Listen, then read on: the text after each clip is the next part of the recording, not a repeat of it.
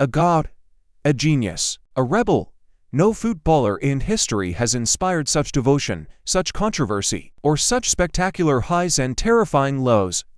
This is the story of a man who carried the dreams of an entire nation on his shoulders, only to be crushed by the weight of his own legend. We all know the goals, but what about the man behind the myth? The boy from the slums of Villa Fiorito, who became the undisputed king of Naples and the champion of the world. Today, we explore Diego Maradona, the unstoppable force who showed the world perfection on the field, and a profound struggle off of it. Get ready, because this is the unfiltered, chaotic, and beautiful truth of the greatest. Number 10, before the stadiums, before the glory, before the nickname El Pibe de Oro, the Golden Boy, there was just Villa Fiorito. This was the edge of Buenos Aires. Poverty was the air you breathed, and the only escape was the ball at your feet. On October 30th, 1960, a star was born into a family with 8 children. His name was Diego Armando Maradona. His father, Don Diego, worked punishing hours. His mother, Dona Toto, sacrificed everything. At the age of 8, his talent was already supernatural. He was discovered playing for the local team, quickly joining the famous youth squad Los Cebolitas, the Little Onions, a team he led to an incredible 136-game unbeaten streak. His first dream, to buy his mother a house so she wouldn't have to worry. Diego had a destiny written not in the stars, but on the dirt pitches. 10 days before his 16th birthday, he made his professional debut for Argentinos Juniors. The boy from the slums was now a man on the field. The journey had begun. The talent was immense.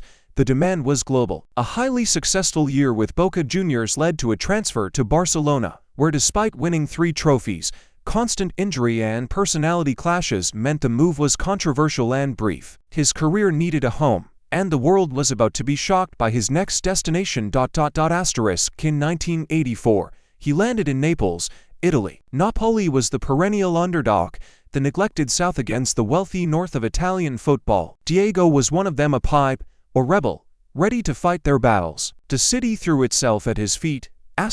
Over 7 years, he did the impossible. He dragged Napoli to their first ever Serie A title in 1987, followed by a second in 1990. He delivered a UEFA Cup. He didn't just play for Napoli. He became Naples. He was a god in a city that had nothing else to worship. But his true stage was the 1986 World Cup.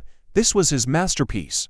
A team built around one man, who played every minute like a personal war. Against England, a clash steeped in political tension, he offered to moments that defy him. The first, a scandalous punch, which he later dubbed ... and then, for minutes later, the unadulterated genius. He took the ball in his own half and danced through the entire English team. Pure, unstoppable brilliance.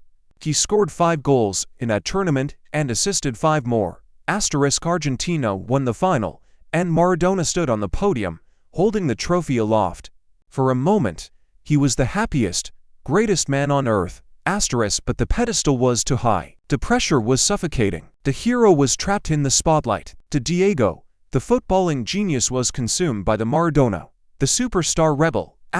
In Naples, his fame connected him to shadowy figures, including the local mafia, the Camorra. He was subjected to constant scrutiny, endless demands, and he sought refuge in excess. He admitted the drugs gave him a getaway from the overwhelming pressure. The decline was swift and public. After leading Argentina to the 1990 final, where he was booed by Italian fans, the world watched as his career unraveled. 1991, he tested positive for cocaine and received a 15-month ban from football. Post-retirement, his life was a turbulent mix of coaching, politics, and continuous, severe health scares.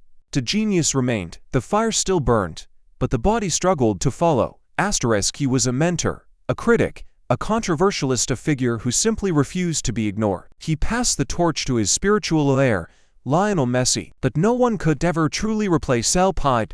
He was a man loved by millions, but understood by few. On November 25, 2020, Diego Maradona passed away at the age of 60 due to a heart attack. The world stopped. In Naples and Buenos Aires, the grieving was biblical. He was mourned not just as a footballer, but as a political and cultural icon, a flawed champion for the marginalized.